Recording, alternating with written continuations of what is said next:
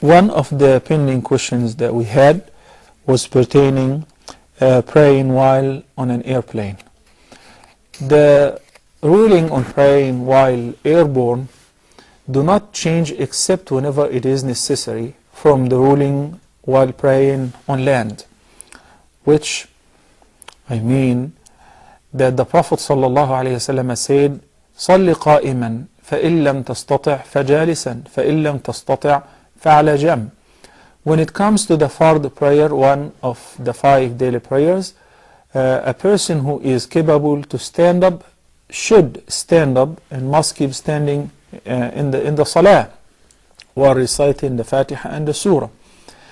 So standing is one of the arkan, one of the pillars of the Salah, and one of the conditions of its validity. So if somebody sat down without necessity and without disability in the Salah, if it was a fard prayer, then the prayer is invalid. And if somebody is not able to stand up, but he can sit down, yet he did not sit down, rather he prayed while reclining, then the prayer is invalid. All of that is possible if the person is praying nafla, whether he's airborne or whether he's praying in the masjid or at home at the convenience of his house, because this is nafla.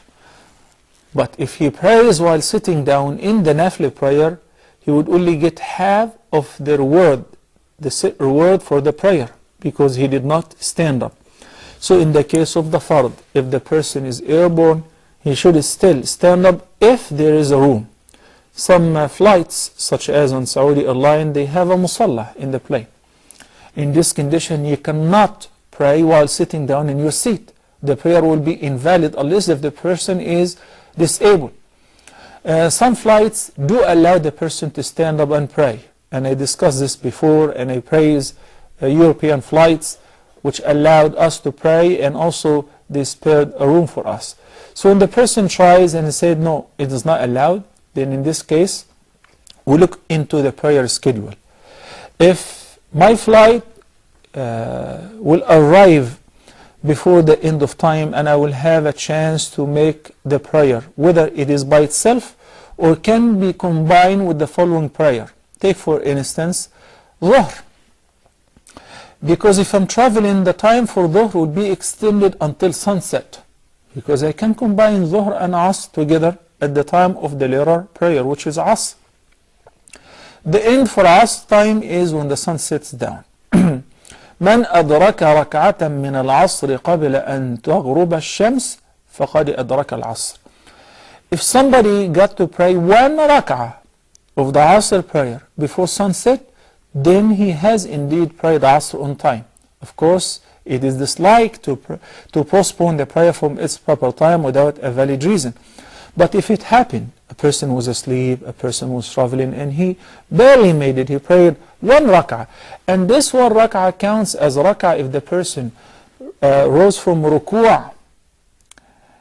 It is not by completing the 4 rak'ah and making sujood, no. If the person recited al-Fatiha and the surah, then he made ruku', and he rose up from ruku', this is a rak'ah.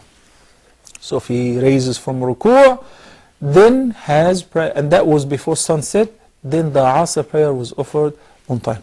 So if in my mind and with my simple calculation, I believe that number 1, I cannot stand in the prayer in the plane. They don't allow that. There is no room. There are small jets. Okay. What is the next choice? Well, I still have plenty of time. If I arrive, I have like an hour or so. I can still pray Dhuhr and Asr together before the time of Maghrib or sunset. Then you cannot just simply pray on the plane or while airborne, because you won't be able to pray properly, such as facing the Qibla. It's one of the prerequisites of the Salah. And in standing up, I must wait until I land, then I get to pray. If it's not possible to offer the prayer before its time is over, nor do I think that I would reach before the time ends, meanwhile I cannot stand up in the prayer, then we resort to the second concession, which is you may in this condition pray while seated in your seat, facing the Qibla as much as you can. All the previous conditions will be waived if the person was praying nafla, and I will explain after this phone call. Assalamu alaikum wa rahmatullahi wa barakatuh.